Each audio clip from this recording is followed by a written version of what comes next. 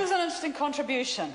And there are a couple of initiatives like the free doctors' visits and prescriptions for children under 13 that the Green Party supports. But this budget, Mr Speaker, isn't a prudent budget because it is about debt, about fiscal debt, social debt and environmental debt.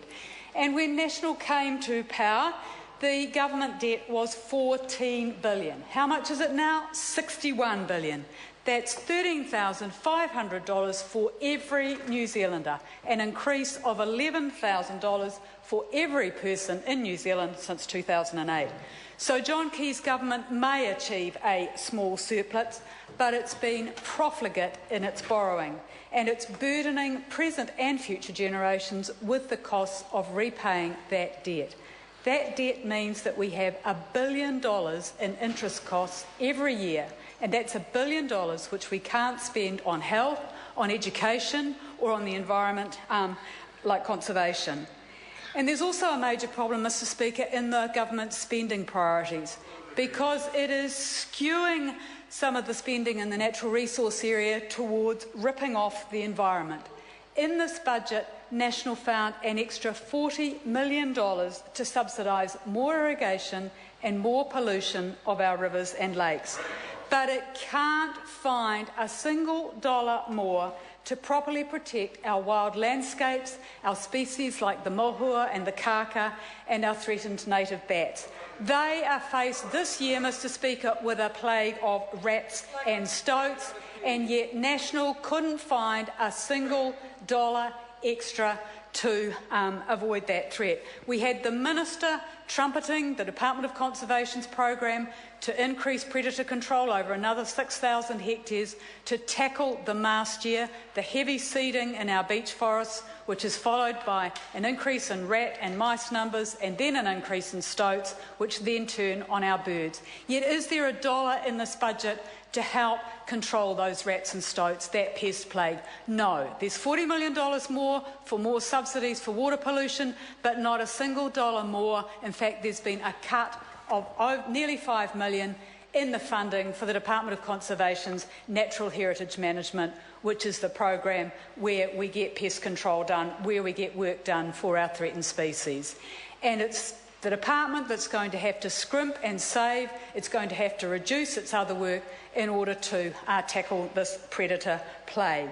Not a single dollar extra for conservation.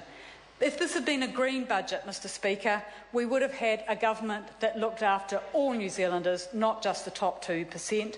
We wouldn't have had the tax cuts for the wealthy, which have deprived the government of billions of dollars of revenue, and we would have invested in conservation to protect our public lands, because we know that investing in conservation protects our 100% pure New Zealand image, protects that $13 billion worth of brand that's so essential to the marketing of our primary production and to bringing tourists here. And it's an essential investment too, Mr Speaker, because it helps sustain ecosystem services like clean air and water. It helps sustain our quality of life, places we can go kayaking, where we can go tramping, we can go walking, and it's spending that creates extra jobs in the regions. And a green budget would invest in protecting those wild landscapes.